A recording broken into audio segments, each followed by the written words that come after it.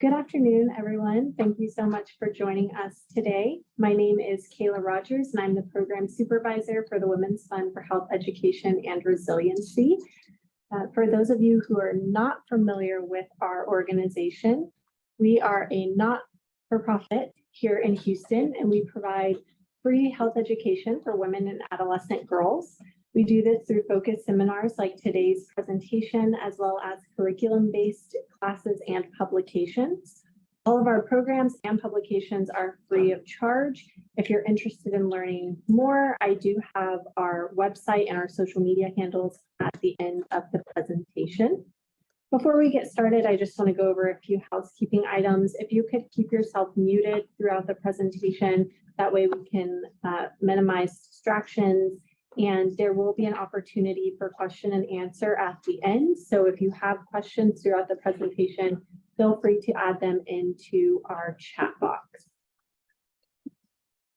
So today we will have a presentation over childhood obesity with Dr. Sheena.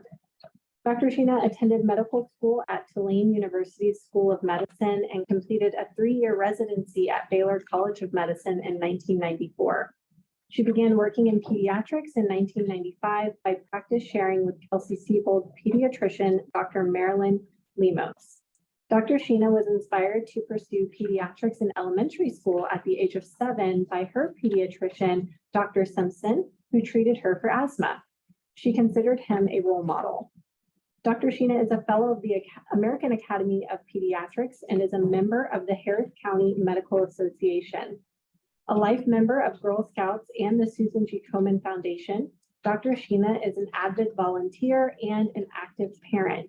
She works with her daughter's parent-teacher organization, Houston Youth Lacrosse, and has served on the board of directors for the Nature Discovery Center in Bel Air. In addition, Dr. Sheena spends her free time with her husband and 3 daughters, who all enjoy traveling, skiing, scuba diving, and scrapbooking. So I will go ahead and turn it over to Dr. Sheena. Thank you so much for joining us this afternoon. Thank you so much for inviting me on this really important topic.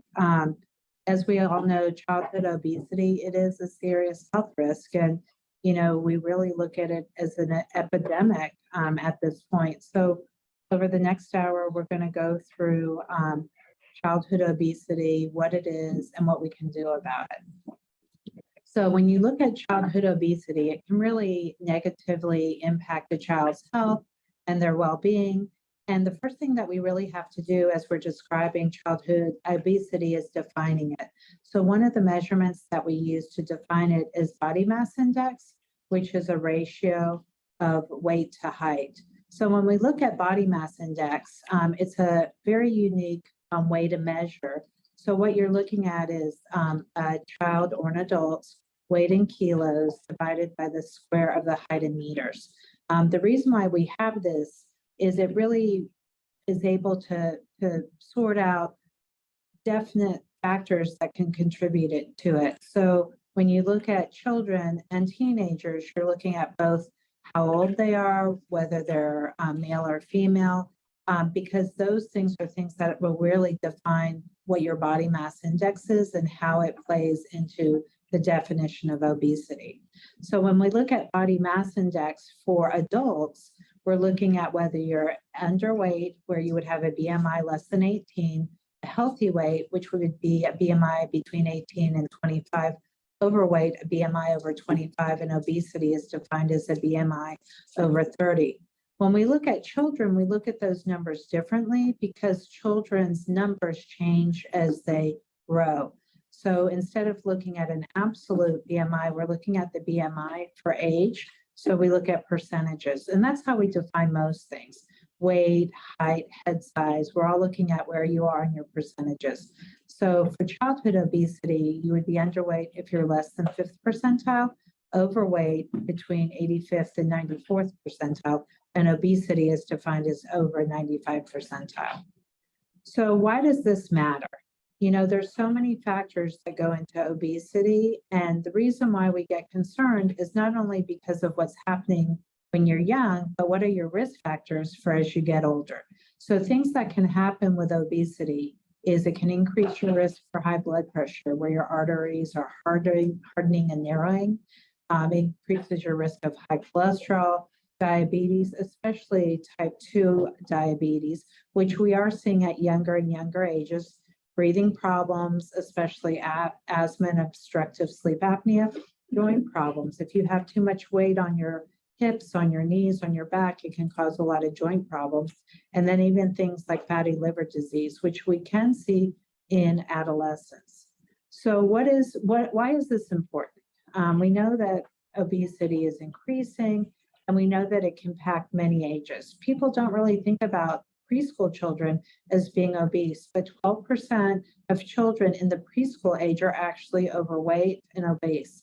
19% of the total population that's considered still in childhood is obese, and 20 to 22% of elementary school age children and middle and high school children are obese, which is, if you think about it, 1 out of 5 children in the United States are obese. That's a lot. So what are things that we should worry about? So risk factors are there's a lot of risk factors. So one of the things that you look at is there anything in your genetics that can increase your risk? So if you're Asian and non-Hispanic, you really would have the lowest risk, where if you're Black or Hispanic, you have the highest risk. So about 1 out of 4 children that are Hispanic or Black will have obesity, as opposed to less than % of Asians, and then about 16% of people that are Caucasian, non-Hispanic. The other thing that we think about is socioeconomic status. And there's a lot of reasons for this. So if you're in a higher economic bracket, you're less likely to be obese. If you're in a lower economic bracket, you're at higher risk. And we'll talk about some of the variables, why this happens over the course of the next hour. So when you look at risk factors, there's many risk factors. And again, socioeconomic factors, cultural factors definitely play into this. So if you look at some of the highest risks, it's basically what you eat and whether you are moving or not. So looking at diet, things that can definitely increase your risk in diet are things that are going to be high calorie foods. Things like fast food, junk food, vending machines. And unfortunately, a lot of those foods tend to be less expensive and more accessible, and it's easy. How many people have said, you know, my kids are starving, and they run through McDonald's or Burger King, and you have the dollar value meal, and it's not that expensive, but it's not that healthy for you. And a lot of people do that because of time constraints, because of monetary constraints. So diet is a huge factor, and probably one of the highest contributing factors to obesity. The next one is lack of exercise. And again, there's a lot of risk factors that go into this. You know, it could be that you're not exercising because you're overweight and you're tired when you exercise. It could be that you're not exercising because you have parents that are working 2 jobs. You come home and you're watching TV or video games. And it could be that, you know, maybe your neighborhood isn't a safe place to exercise. A lack of exercise is a huge problem. The other thing is, if you look at schools, school districts do not have the requirement for physical activity or exercise the way that we used to. If you go to high school, in public high schools, there is a 1-year requirement for graduation from high school. Is it not important? It's very important, especially in a state when we have some of the most overweight children, the most overweight population in the country. And so whether that will change or not, you know, we can advocate for it, but sometimes it's hard for people to find out of school programs. And if they only have 1 year of PE, and PE may be bowling in your cafeteria, which is that really exercise? So exercise is a big issue. And then of course, family factors. So it can be that you have a family, that most people in your family are overweight or obese. That environmental factor really increases your risk for being obese. And especially if high calorie foods are always available and you're not encouraging physical activity, that increases your risk as well. Other things that can increase your risk are going to be psychological factors, socioeconomic factors, and medications. So when you are overweight, that can increase your risk, and also the stress. So sometimes children and adults will stress eat to deal with family problems, to deal with emotional problems. Look at the past 2 years with COVID. How many people have gained weight? I mean, I know I have. It's been stressful, and being inside, trying to socially distance, the fact that school activities were canceled, after school activities were canceled. So a lot of people really overcompensated with overeating and gained weight. And that stress really contributed to that. As far as socioeconomic factors, we talked about this a little bit, but if you look, a lot of healthy foods, unfortunately, tend to be more expensive.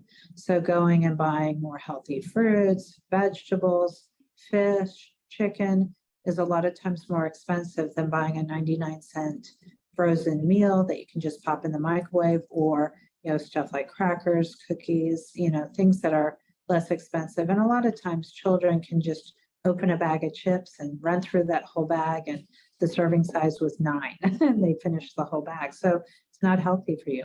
And then of course, some children and adults can have an increased risk because of certain medications. So if you have a child that is on a steroid like prednisone, or some of the anxiety medications, depression medicines, some of them will also cause you to gain weight. So you really have to be cognizant, and usually physicians will warn you about that, but definitely some medications can also cause children to gain weight. So what do we look at? One of the biggest preventions is really through lifestyle. So what are things that you as a parent can do for your family? And a lot of it, I always tell families, you have to probably do this as a family. If you have one child out of 3 that's overweight, and you only do it for one child and you don't do it for the other 2, it's really going to be challenging for that child. Everybody should be supportive, and especially if you have a family where everybody's overweight. I have families where the child lost 10 pounds and mom lost 20, and that's really a nice, or dad, and that's really a nice bonus. So one of the things that you want to look at is really setting a good example. So you want to prioritize healthy eating. You want to make physical activity a regular part of your week. And even I have some of my college students, they'll go off to college and they've gained 15, 20 pounds. And I tell them, listen, you want to put physical activity into your day, just like you go to your science classes or your accounting classes, take 3 days a week and say, go to the gym. Most kids in college now have access to a gym because it's paid for with their student fees. So for children, you want to put that into their schedule. So it could be something like going to the park, or it could be riding your bicycles with helmets outside. It could even be going into your backyard and, pulling weeds in the backyard, but something where you're moving. Other things are to make sure that you have healthy snacks available. So if you have stuff that's readily available, it's easier for your child to grab a healthy snack. So things can be like air pop popcorn without adding like butter or lots of seasonings onto it, fruit, yogurt, carrots. I know one of my patients told me this, and I thought this was such a clever thing. They took the little plastic containers that you get, like when you get takeout, and they put them in the fridge, and they put cut up veggies in there. So when their child was hungry, they could just grab up the cut up carrots or the cut up celery. The grapes were already washed. So it was a lot easier for them instead of, trying to figure out what to eat. And I thought that was a clever solution to their child snacking. The other thing is, I always hear, my child doesn't like this, my child doesn't like that. And, there have been multiple studies that have shown you really have to offer things multiple times, 10, 15, 20, 30 times. And I have a daughter who didn't like vegetables when she was growing up. And she used to tell me, I'm eating them because I love you. And I would tell her, I'm serving them to you because I love you. And go figure, she's a vegetarian now. So, it just took a while before she really acquired the taste. And now, of course, she loves vegetables, except lima beans, but I don't like them either. So that's okay. So another thing that I hear, which can be a problem, is, parents will tell their kids, if you finish your dinner, then I'll give you ice cream, cookies, cake, candy. And that is really putting a priority on, it's so valuable to the cake, to get the cake, so eat your meal. So you don't want to use that as rewards, unless you're potty training, you can give your kid like an M&M if they go pee pee in the toilet. But you really want to not promise things that are not healthy as rewards. So if you have a reward, think about something that isn't going to be food related. If you do this, whatever, maybe we'll go to the library, we'll go to the park, we'll go to the zoo, but don't use food as a reward. The other thing is children a lot of times will be hungry or they think they're hungry because they're actually tired. So you want to make sure that your child goes to sleep at a normal bedtime. We also know that when children don't get enough sleep, that increases their risk of obesity. It can be challenging, especially as your children get older and they have more activities and more homework, but really setting a good bedtime where they're going to sleep at a normal time, where they're waking up at a normal time, that really helps. Another thing that's really important, and this has been a huge problem, especially over the past couple of years with COVID, as we're now on Zoom and we're doing virtual classes, children have really gotten used to being on the screen even more than they used to be on the screen. So you want to really limit how much they are on the screen. Little children really shouldn't be on the screen at all unless they're talking to their grandparents or their aunts, uncles, cousins that are in a different city. You really want to try and have them actively engaged. Also, when children are on the screen a lot, it changes the way that they're thinking about things. So trying to have them do active activities and limiting screen time can definitely decrease the risk of obesity and weight gain. And we recommend, it can be a challenge, especially because so many kids are on the screen for school, but really to reduce their amount of time on the screen to no more than 1 to 2 hours a day. That's not related to school. School, of course, throws in something different. And you also have to be cognizant that when your children are on the screen for school, they may be on the screen for school and then they're playing Minecraft or then they're chatting with their friends. So it's okay to check in on them and see, are they really on for school or are they on for something else? So one of the things that, can be a challenge is you have a kid that doesn't eat. And we all either have a child like this or know a child like this. I know, I shared the story with my daughter with her vegetables. My godson, who is actually vegan now, which is interesting. I tease his mom. He went from, I don't eat anything. As a little kid, he ate literally hot dogs, chicken nuggets, strawberries, tortillas, and donuts. That was his 5 foods that he liked. So he was difficult. And now he's vegan. So I just tell her, he went from difficult to difficult because vegan is also very difficult.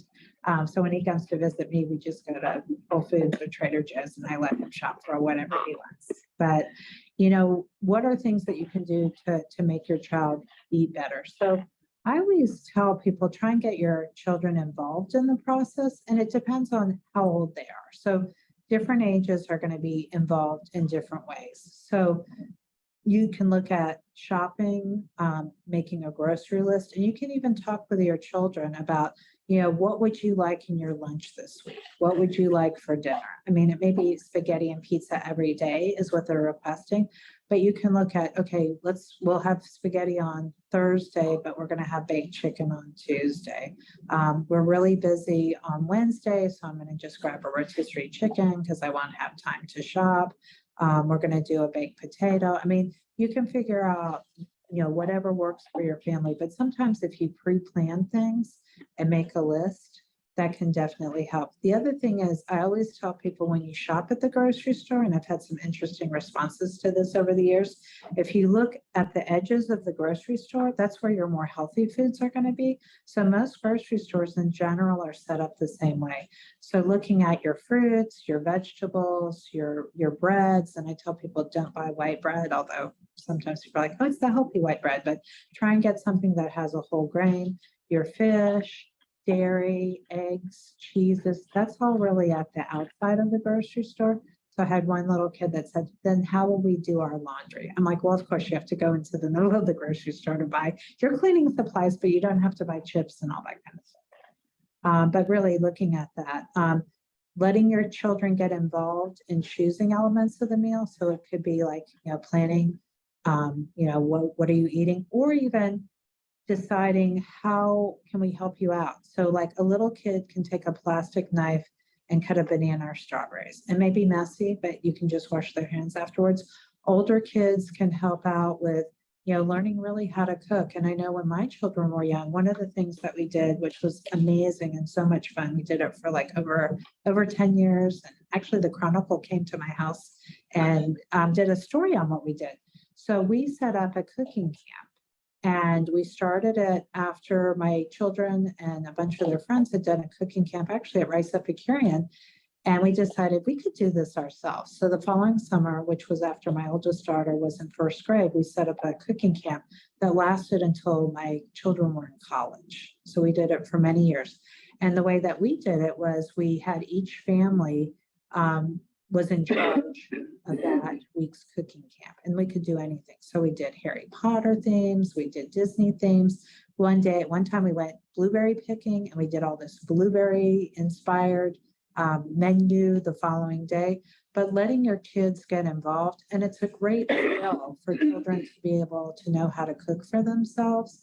And all of my girls are now in their 20s, and they're all they can bake, they can cook. They make really sometimes fancy things because, with YouTube and videos, you can find some real. So sometimes, especially during the pandemic, I would come home and there would be like this salmon with pomegranates and a cashew drizzle. And I'm like, wow. And, then they tell me where they bought everything. And I'm like, this was real expensive, but it was really good. And it was exciting and it looked beautiful. And I'm like, okay, are you cooking again tomorrow? They're like, no, tomorrow's your night. But I mean, it's just really, really amazing. So get your kids involved. The next thing is really to do snacking healthy. And, one of the suggestions that I shared with you was what my patient did with, putting the containers in the refrigerator. But things to really do at your home is look at what are you having? What are you buying? What are you buying that's healthy? What are you buying that's not healthy? It's funny, when my kids were little, they went to a preschool where they were very cognizant of what they put into their lunch boxes. So if we put something in unhealthy, we actually got a note. So I got very used to packing healthy lunches for my children, which were basically a protein, something to drink, fruit, vegetable, maybe some nuts, but it was like a very sort of a standard pattern. So one day I opened my children's lunchbox and they're like these flaming hot Cheetos bags in their lunchbox. And I know they weren't for me because I didn't buy them. So I'm like, well, what happened? They're like, oh, we traded our strawberries and our blueberries for flaming hot Cheetos. So I was like, okay, they're normal kids, but it's sort of a surprise. I'm like, oh, I wonder how often this is going on. So you never know. You try the best and sometimes things happen. The other thing is being creative. So if you look in some of the examples here, like play with your food. And things that are really easy are like the ants on a log. One day, my daughter, we were doing ants on a log, and I come home or I come back to what she's doing, and my ants on the log had like these blue and red and yellow things on top. So she did ants on a log with jelly bellies. Not the healthiest thing, but it looked funny. The only time she did that, she's like, this is gross. I'm like, yeah, it looks gross too. But anyway, it's fun to play with your food. And then, of course, lead by example. It's hard to have your kids eat vegetables if you never eat them. And, a lot of parents grew up also not eating vegetables. So a lot of times it's really not only setting examples for yourself, but also your children at the same time. So another thing that really plays into this is how can we as physicians, how can your healthcare providers, whether it's a pediatrician or a family medicine doctor, nurse practitioner, PA, help you out is really schedule annual checkups. Especially with the pandemic, a lot of people have missed checkups. I have some of my patients I haven't seen in 2 or 3 years, either because they were anxious or they didn't want to get exposed, they've been at home, but it's really important to see your doctor at least once a year. And so the visits go through not only, growth and development, but also, vaccines and other things that may need to be updated. So all physicians are going to do a weight of height and check, and that will include that body mass index calculation that we talked about. So if you look at a child and they've jumped not only up in their weight, but especially they jumped in their body mass index, and we've seen kids that have jumped over several percentiles, especially with being at home, not eating as healthy, not exercising, and your physician can work with you as well as your child and your family to figure out things to do to try and help get things under control. So some of the things that we can do to work on how we can reduce childhood obesity are, well, there's many factors. So one of the things that we look at is their age. Even young children as early as age 2 can be put on some weight maintenance programs.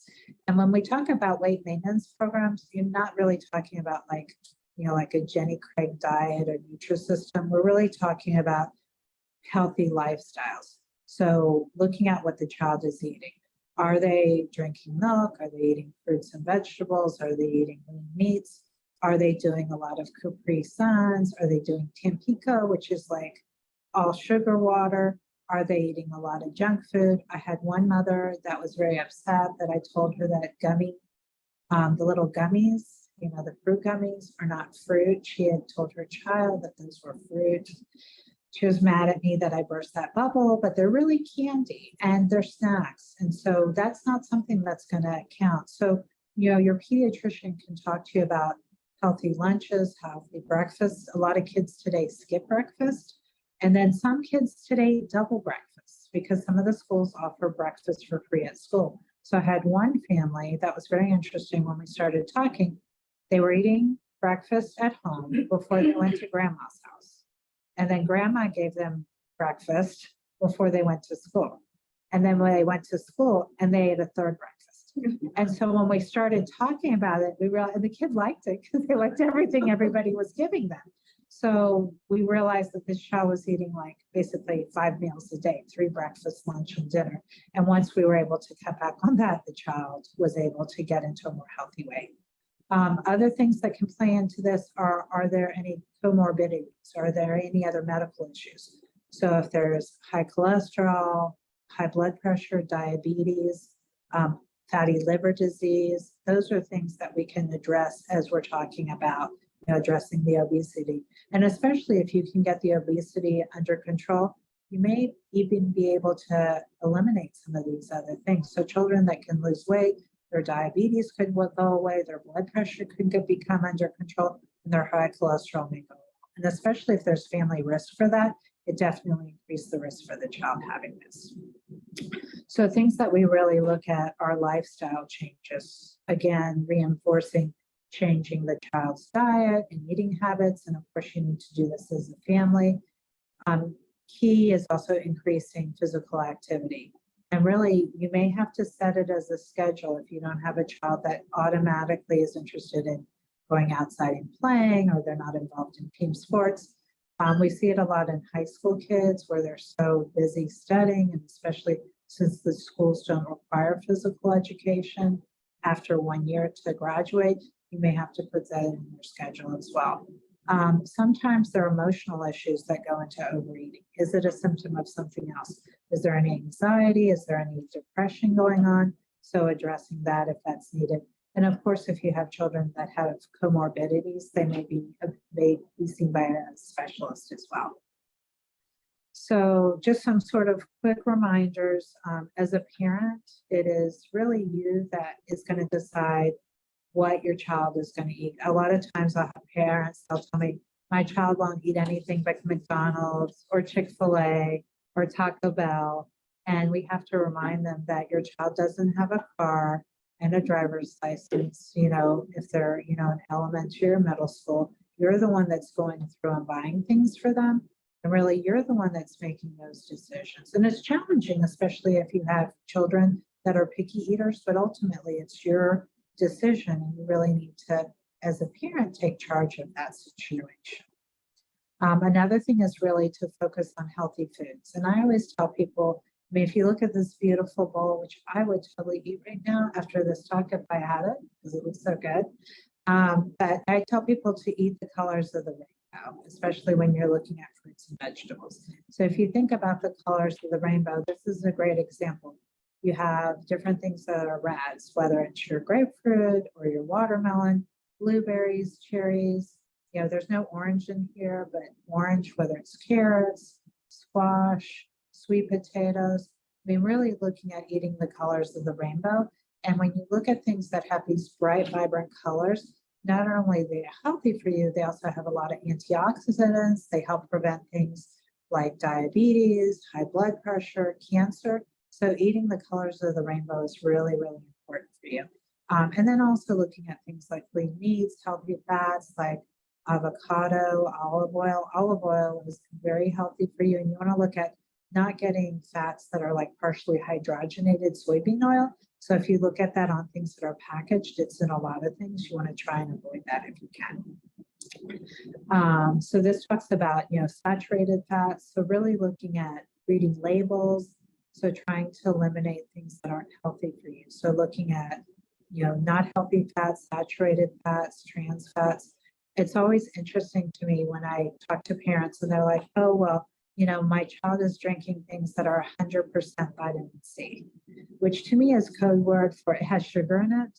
So you really want to look at the label, and it may have 100% vitamin C, but the first ingredient may be water. The second ingredient may be sugar. The third ingredient may be high fructose corn syrup. So really reading labels. And you can also do that as a family. I've had families there, they'll go and read labels and they're just sort of in shock what they're actually eating.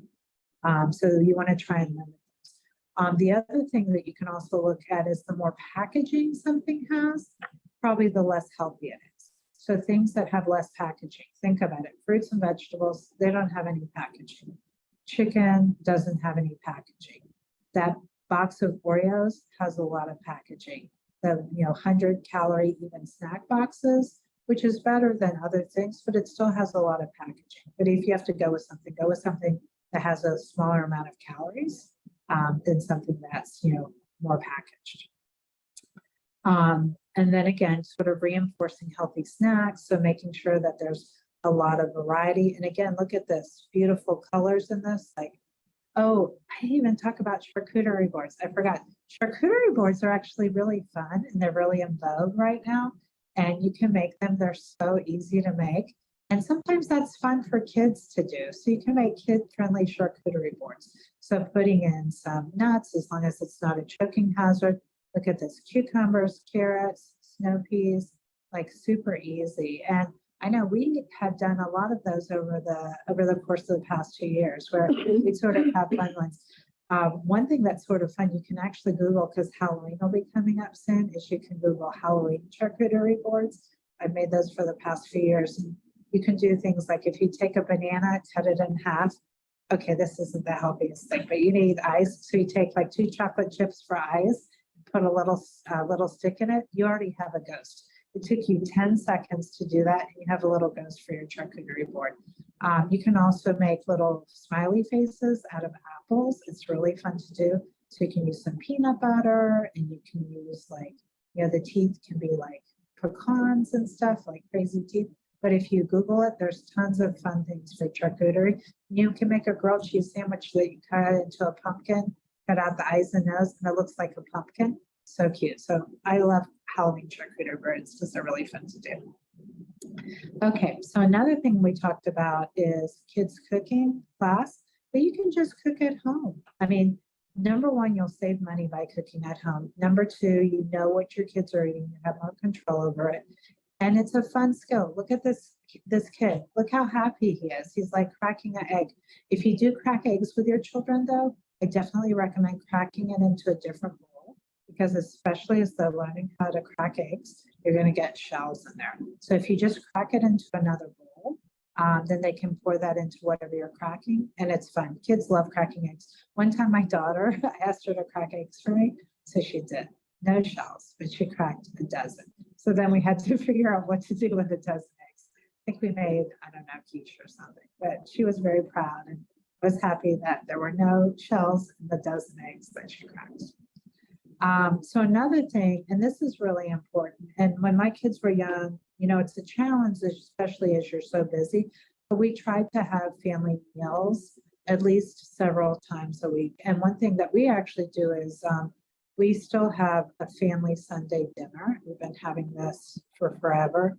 Even through the pandemic, I would have my family come over and we would eat in the backyard. So that way my girls were still connected with their aunts and their uncles and their grandfather, who was really sad with the pandemic that he couldn't see anybody. So having family meals together and having just your nuclear family together, and make sure that you take your cell phone, and your cell phone needs to be down and you're not looking at it, because if you're looking at your cell phone and your children are looking at you, they're going to say, well, why aren't you paying attention to us? So you also have to put your cell phone away, unless you're having an emergency at work or something. But things that you can do, and one of the things we used to do with our family meals is we used to go around the table at least a few times a week, and we would share like what was the best part of our day or what was the worst part of our day. And it was really nice because then you could hear what was going on, you really were more engaged. And children that eat together as a family, when they go out, even with other families, are less likely to choose unhealthy foods. They've done studies on that. So a child that goes out will be less likely to order soda, more likely to order water when they eat out, and more likely to order healthy foods, which is interesting because they've been taught and they have this learned response to eat healthy foods. Another thing that we haven't talked about yet is size portion. And it's hard to know like what a serving is. So I usually tell people a serving is more or less about the size of your hand. So a banana is actually 2 servings. A large orange is actually 2 servings. Lettuce is 2 servings. I mean, a serving is like this because lettuce is less. And you want to try and do things that are really dark green leafy lettuce, not iceberg, but things like romaine or arugula, spinach, those kind of things. But if you give a child too much consistently, then they're going to keep overeating. And one of the big things that we see, especially with children, is I'll ask them, what did they have? And they're like, I had a bowl. And I'm like, how big is the bowl? And they're like, the bowl is this big. And I'm thinking, okay, that's like 3 or 4 servings. So really being conscientious about how much, what size. And they even like for little kids, they have those plates which have like the little dividers. And you can have half of it with like your fruits and vegetables and then some protein and then a starch. And that's sort of a perfect size for a young child. So looking at portion sizes.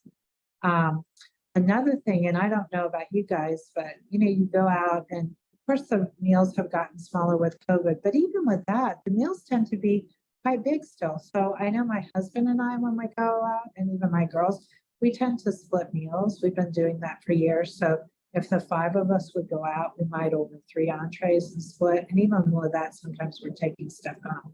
So splitting it with your family, or it could be that you have half and you bring the other half home for lunch the next day. So really looking at portion sizes.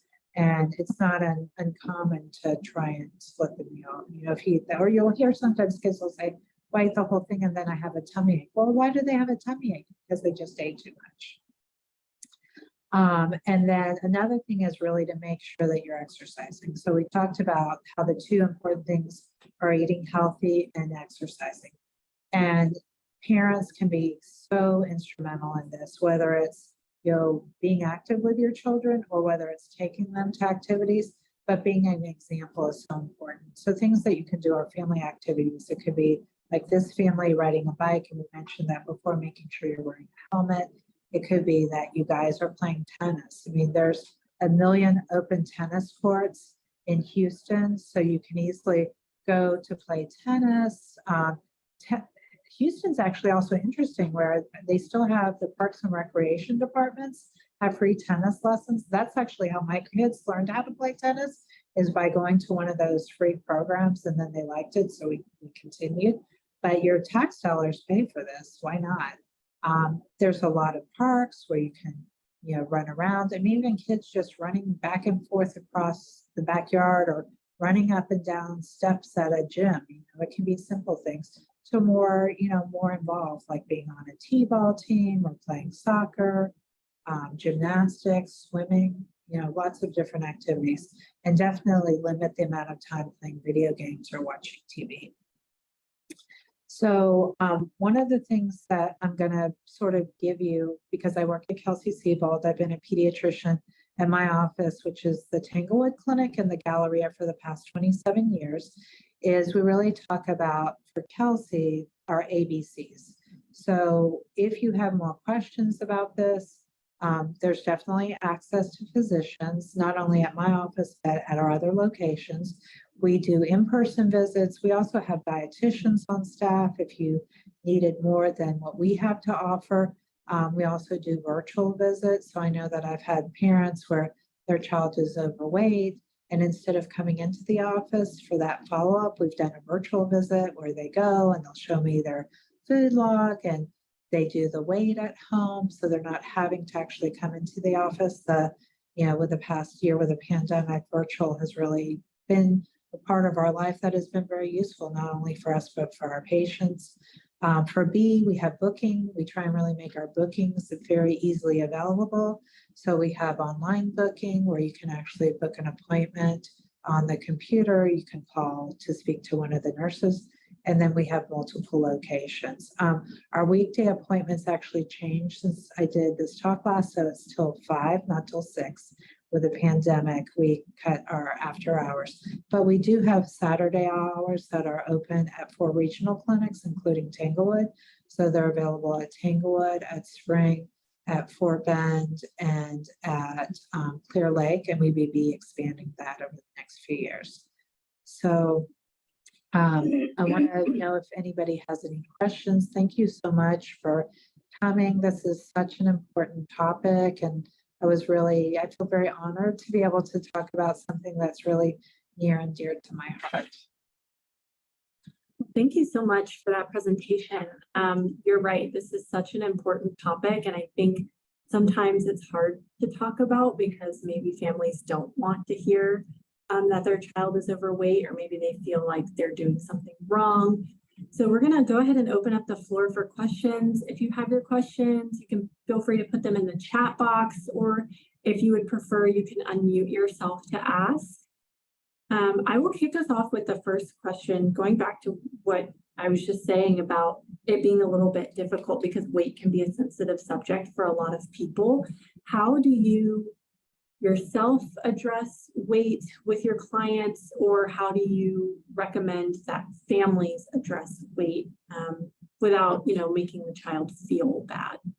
Yeah, so that's a great question. So one of the things that we do, and I would imagine most pediatricians do this, as we're going through our visit, and of course there's many variables that go into it, because, is it a patient that's a new patient? Is it a patient that's an established patient? Because sometimes the conversations could be a little bit different. But if you go back to the growth chart and going back to looking at height, weight, and especially body mass index is a very defined point. And so as we go through the visit, I don't start off with that. I start with, how are you doing? How's school going? Really getting into warming up. And you can also tell with a family's reaction, their nonverbal cues, the child's nonverbal cues, how they're feeling about this. So really going into, this is how your growth is. And I can see that over the past year and a half, you have gained 18 pounds, whereas the year before that, you only gained 4 pounds. How are things going? And so opening that conversation, opening that dialogue can really help guide which way you're going to go. But definitely talking about eating healthy, what are you eating? So what is your activity level? And a lot of times that will sort of guide what's going on. And, a lot of my patients have gained weight. A lot of patients have also lost weight because you have patients that were very depressed over the past year. And then instead of eating, they decided not to eat. So, things can go either way. But really talking about going back to those basic principles of eating healthy, of exercising, and really sort of taking it from the child. I always give kids a few homework assignments, and it depends on what's going on in their life. So the homework assignment could be like for a picky eater, I always do it by how old they are. So they're a picky eater, and I'm like, okay, well, you have to eat 5 new foods because you're 5, and you have to have 5 bites, and we're going to make a contract between you and your mom and dad. And I'll have them go and literally shake their mom and dad's hand, and I'll tell them, and don't cross your fingers behind your back because you're still going to have to do it.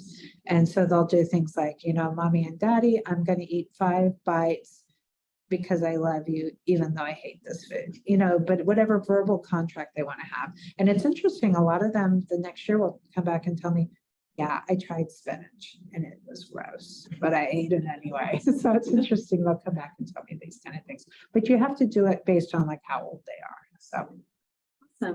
Awesome. Before we go into our next question, we just had a comment here that said, so good. Thank you so much. I'm a family health coach developing a course entitled Shaping Young Taste. So I learned a lot today. Oh, thank you so much. Awesome. Anyone else have a question? No. Okay, I was writing some down throughout the presentation. So you kind of touched on this a little bit during your presentation, but what are your thoughts around juice and sweets for toddlers? I know you mentioned not bribing them to eat food by rewarding them, but what are your thoughts around that? So it's interesting. So the American Academy of Pediatrics recommends that the first 2 years of life, you should basically drink milk and water. If you look at juice, children in this country drink a lot of juice. And there's times that we want kids to drink juice. So let's say we have a kid that has a lot of constipation. We may have them drinking juice as sort of a therapeutic means of trying to go to the bathroom. So we may be having them drink prune juice or apple juice because they're so constipated. But in general, we don't really have kids drink a lot of juice. And if we have them drink juice, it's like a small amount. We don't want them drinking a lot. If you look, children in this country are sometimes drinking 16, 18, 24, 30 ounces of juice a day. If you do drink juice, we usually tell people to water it down. And we would really rather kids, instead of drinking apple juice, we'd rather them eat an apple. Instead of drinking orange juice, we'd rather them eat an orange.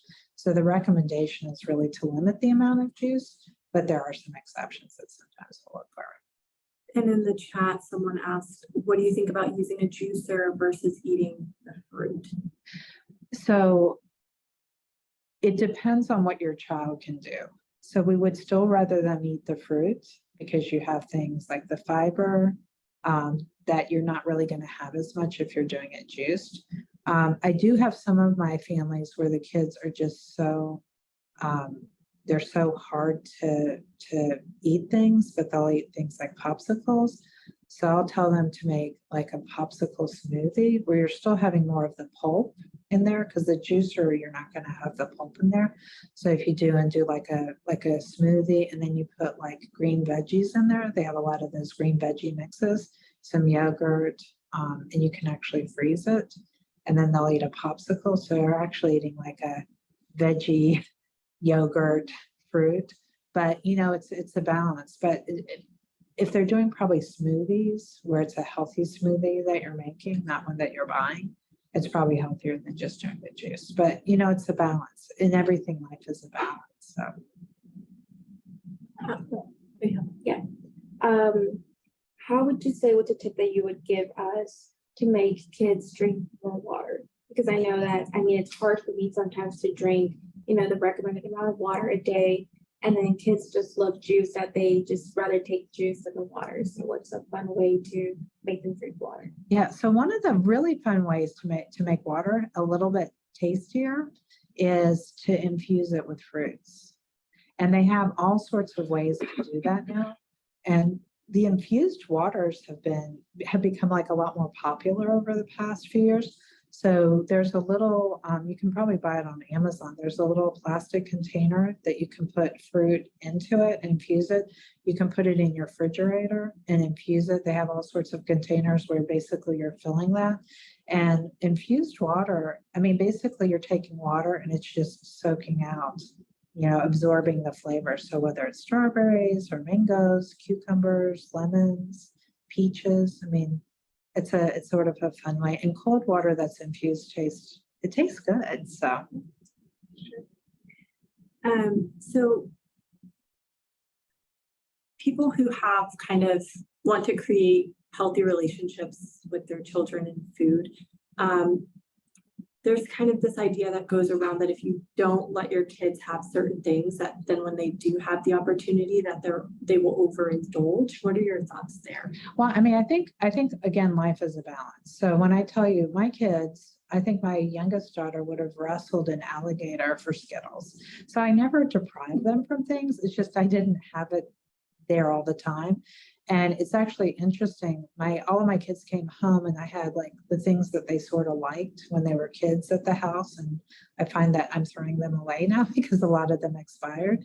But we would have stuff in our house. So like I would have, like they like I'm blanking with the veggie sticks. So we would have those, but sometimes, I mean, they were in the pantry. So if they wanted them, they could have them. I just wasn't packing it for them at lunch every day. And I would find that because they were available, it's not like I withheld it from them. It's just, they didn't do it all the time. Now I also found Oreo wrappers sometimes like in the room. And like, okay, please at least eat it downstairs and throw your wrappers away.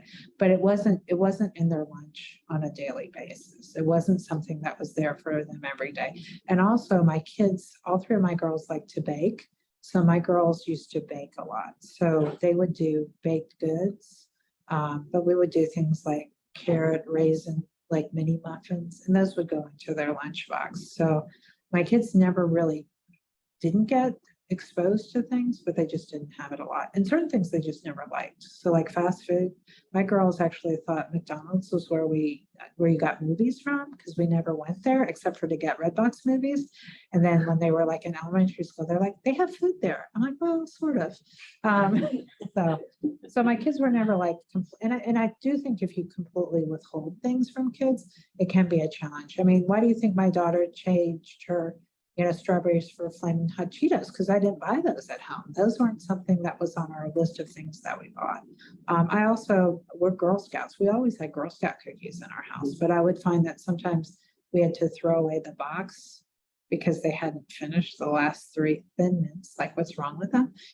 But they hadn't, because it was available, but they just never, like they wouldn't go through and eat the whole sleeve of them. So. Thinking back to my childhood versus my fiance's childhood, because I am more of a sweet tooth person. So now as an adult, I can't buy those things, because if I do, I will eat them all. Yeah. And he can look at it on a shelf for weeks and have zero interest in Yeah. eating it. So it's just interesting thinking about all these things. We did get another comment. It said, "Thank you. I'm a nutritionist and found this very informative." Oh, thank you so much. Thank you for joining us. Okay, so let's go ahead and do a last call for questions. The last question that I like to ask is, if you could have us all walk away and take one thing from this presentation, what would that be? I think the last thing that I would really say is that when you think about obesity and you think about impact on your children, remember that it's a lifelong goal, and anything that you can do to set up a good skill when your children are young will definitely translate to later on. So treating this as a family goal, as a family project, I think you're going to be more successful. Well, thank you so much for this presentation and for taking the time today. And thank you, whether you're here in person or you joined us online. If you're like me and you walk away from a presentation and a couple days later you think of a question, you can email us at healtheducator@thewomensfund.org and we will work to get an answer to your question. We also always welcome your feedback. I will be sending out a survey link following the presentation today, and we would greatly appreciate if you would complete the survey, let us know what you liked, what topics you're interested in hearing, or if you have suggestions for how we could improve our series, please do let us know. I also have our social media handles, so I encourage you to visit our website, thewomensfund.org. We have our events posted there so you can see upcoming presentations that we have, and follow us on social media. We post regularly there about things that we have going on at the Women's Fund, so we would love to have you. And that is all that we have for you today. Again, thank you so much for joining us, and we hope you have a great rest of your day.